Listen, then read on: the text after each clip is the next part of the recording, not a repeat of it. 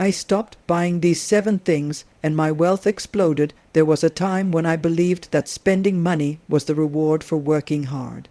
I told myself I deserve this. A new phone, another outfit, eating out again, upgrading things that weren't broken. And for a while it felt good, but slowly, quietly, I realized something uncomfortable. The more I spent, the less I actually had.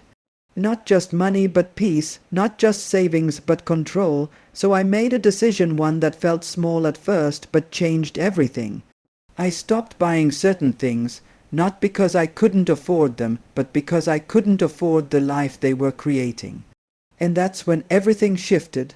There was a time when I genuinely believed spending money was the reward for working hard. Long hours, stress, sacrifice, surely they deserved something in return. So I built a habit of treating myself constantly. A new gadget here, a better outfit there, another meal out because I was too tired to cook. And for a while it felt justified. It felt like progress, but slowly, almost invisibly, something began to shift. The more I spent, the less secure I felt. The more I earned, the faster it disappeared. I realized I wasn't building wealth. I was maintaining an illusion of success. And that illusion came with a cost: anxiety, dependency, and a quiet sense of losing control. Because the truth is, spending doesn't just take your money, it shapes your habits, your expectations, your lifestyle. It locks you into a cycle where earning more becomes necessary just to sustain what you've normalized. And that's when it hit me. The problem wasn't how much I earned. The problem was how much I needed to keep up the life I had created. That realization wasn't comfortable, but it was powerful, because once you see it, you can't unsee it. And once you question it, everything begins to change. The turning point didn't come from a big financial breakthrough or a sudden increase in income.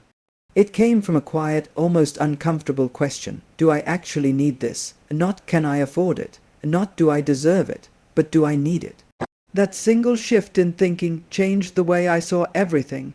Because affordability is dangerous, it justifies almost anything. But necessity forces clarity. I began to pause before every purchase. I began to notice patterns. How often I was spending out of habit, boredom, or emotion rather than intention. And that awareness was confronting. It forced me to see how much of my spending was automatic, unconscious, and unnecessary. But it also gave me power, because when you become aware, you create space between impulse and action. And in that space, you can choose differently. I didn't feel restricted. I felt in control. For the first time, my money had direction. It wasn't leaking into small, forgettable purchases anymore. It was staying, growing, building something meaningful. That simple question didn't just reduce my spending. It redefined my relationship with money. It turned me from a consumer into a decision maker. I stopped buying things to impress people who weren't even paying attention. That was one of the hardest truths to accept. So many of my purchases were driven by perception: how I looked, how I appeared, how I thought others might judge me. But the reality is, most people are too busy thinking about themselves to notice what you're wearing or what you're driving. And even if they do notice, their opinion doesn't pay your bills or secure your future. Letting go of that need for approval was incredibly freeing. I no longer felt pressure to keep up, to upgrade, to prove anything. I realized that true confidence doesn't come from what you show. It comes from what you don't need to show. When I stopped spending to impress, I started saving without effort. And more importantly, I started living for myself, not for an audience. That shift alone created a sense of independence I had never felt before. Because when you're not trying to impress anyone, you stop chasing things that don't matter. And when you stop chasing, you finally have space to build something real. I stopped upgrading things that were already working perfectly fine. That constant chase for the latest version had quietly become a habit. A new phone, a better model, a slightly improved feature that didn't actually change my life, but convinced me that I needed it. And every upgrade came with a cost, not just financially, but mentally. It created a sense of never being satisfied, of always being one step behind. When I chose to keep what I had instead of replacing it, something surprising happened. I felt content. I realized that most upgrades are not improvements, they are distractions. They keep you focused on what you don't have instead of appreciating what you do. By breaking that cycle, I reduced not only my expenses but also my restlessness. I stopped comparing, stopped chasing, and started valuing longevity. And that shift brought a quiet kind of wealth, the kind that isn't visible but deeply felt. Because contentment doesn't come from having the newest things. It comes from needing fewer things. I stopped buying convenience at the cost of discipline. It's easy to justify convenience. After all, time is valuable. But I began to notice that I wasn't just saving time, I was avoiding effort, ordering food instead of cooking, paying for shortcuts instead of building systems, and while each decision seemed small, together they were shaping a lifestyle built on ease rather than strength. When I chose discipline instead, everything changed. Cooking my own meals, planning ahead, doing things manually. It required effort, but it built resilience. And that resilience extended beyond money. It affected how I worked, how I thought, how I handled challenges. Financially, the impact was immediate. I was spending less without feeling deprived. But more importantly, I was becoming someone who relied less on convenience and more on capability. And capability is an asset that compounds over time. Because when you build discipline, you don't just save money, you create a foundation for growth in every area of your life. I stopped shopping emotionally. That pattern was subtle but powerful. Whenever I felt stressed, bored, or overwhelmed, spending became a quick escape. A small purchase here, an online order there, it felt harmless in the moment, but those decisions added up not just financially, but psychologically.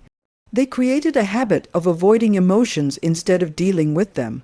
When I decided to break that pattern, it wasn't easy. It meant sitting with discomfort instead of distracting myself from it, but it also meant growth. I began to understand my triggers, my habits, my responses. And as I gained that awareness, the urge to spend began to lose its power. I realized that money should not be used as a coping mechanism. Because when you attach spending to emotion, you lose control. But when you separate the two, you regain clarity. And with clarity comes better decisions, not just in finances, but in life. That shift didn't just protect my money, it strengthened my mindset. I stopped buying duplicates of things I already had. It sounds simple, but it revealed a deeper issue: lack of awareness. I had more than enough, yet I kept adding more. More clothes, more tools, more items that served the same purpose. And each new purchase created more clutter, more distraction, more unnecessary complexity. When I chose to simplify, I didn't lose anything. I gained clarity. I knew what I had, I used what I owned, and I stopped searching for more. That change reduced my spending naturally without forcing it. Because when you're aware of your resources, you stop chasing unnecessary additions. Minimalism isn't about deprivation, it's about precision. It's about having exactly what you need and nothing that weighs you down. And that precision creates space, not just physically, but mentally. Space to think, to focus, to grow. Because when your environment is clear, your mind follows. I stopped paying for a lifestyle I couldn't sustain. That was a difficult but necessary decision.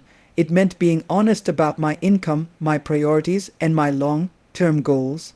Temporary luxury is tempting. It makes you feel successful in the moment, but if it creates pressure, stress, or dependency, it's not worth it. I chose stability over appearance, a lifestyle that I could maintain even during difficult times, and that choice brought peace. Because true wealth isn't about how much you can spend. It's about how secure you feel when you don't.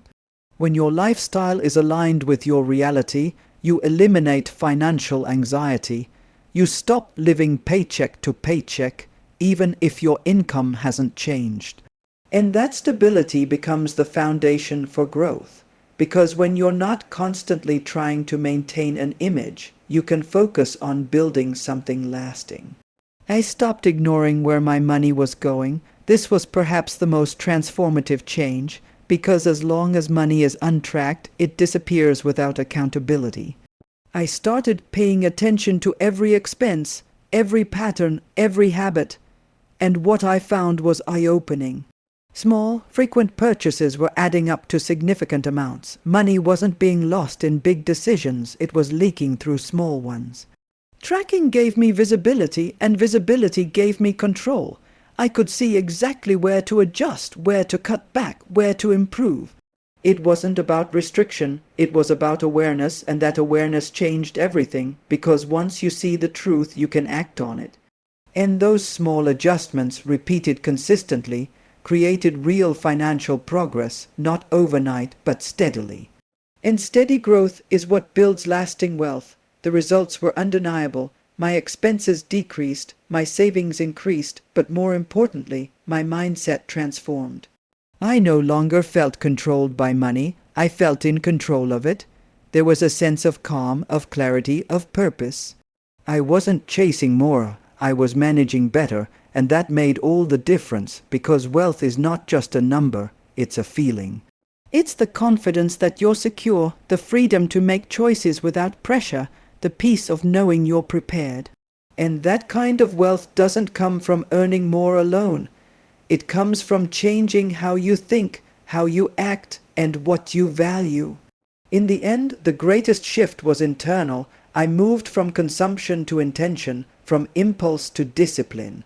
From pressure to freedom, I stopped asking, what else can I have? And started asking, what truly matters? And that question reshaped everything. Because when you focus on what matters, everything else becomes optional. And when things become optional, they lose their power over you. That's when you become truly free. So before you focus on increasing your income, take a moment to examine your habits. Look at what you're buying, and more importantly, why you're buying it. Because sometimes the fastest way to grow your wealth isn't by adding more. It's by removing what's unnecessary. And when you do that, you don't just build financial strength, you build a life that is lighter, clearer, and far more meaningful.